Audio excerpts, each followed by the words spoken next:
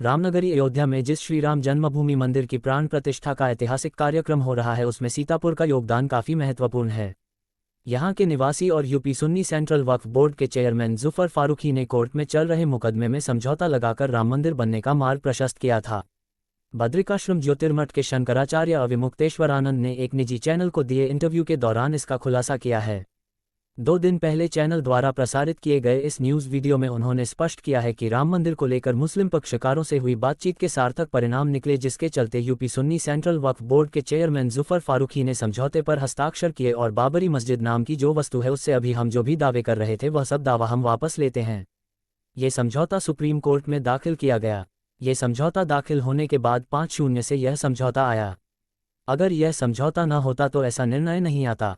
गौरतलब है कि यूपी सुन्नी सेंट्रल वक्फ बोर्ड के चेयरमैन जुफर फारूकी सीतापुर के लहरपुर कस्बे के निवासी हैं, जिनका राम मंदिर के कानूनी विवाद के पटाक्षेप में विशेष योगदान माना गया।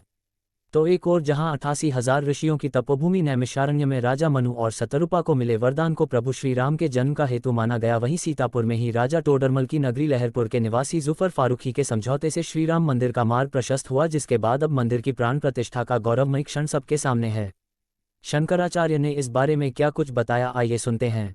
जब सुप्रीम कोर्ट ने यह कहा था कि हम फैसला दें, इससे अच्छा है आप लोग आपस में बैठ करके इस बारे में तय कर लीजिए, वो ज़्यादा शोभायमान होगा, तो सुप्रीम कोर्ट के निर्देश पर हिंदू पक्षकार, हम लोग पक्षकार थे इसीलिए हम भी सम्मिलित थे उसमें हमारी समिति की ओर से, और मुस्लिम पक्षकार जितने भी थे वो और उनके अधिवक्तागण वो सम्मिलित होते थे। कई बार हम लोग बैठे और सच बात यह है कि बैठने का फायदा हुआ, लाभ हुआ। लाभ क्या हुआ कि मुस्लिम पक्ष को यह बात समझ में आई कि लड़ने का कोई फायदा नहीं है, और इसीलिए फैसला आने के पहले, सुप्रीम कोर्ट का जो फैसला आया है उसके आने के पहले हम लोगों ने एक समझौता किया सुन्नी सेंट्रल वक्फ बोर्ड के साथ।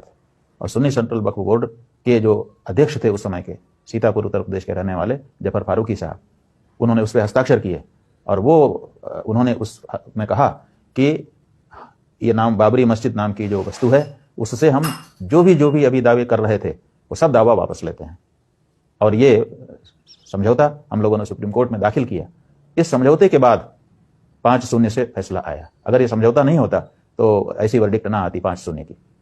चूंकि मुस्लिम पक्ष ने दावा ही छोड़ दिया था, इसलिए फिर किसी भी को कुछ कहने का अधिकार नहीं रह गया था जजेस को, इसलिए उन्होंने 5-0 से फिर एक पक्ष में फैसला दिया।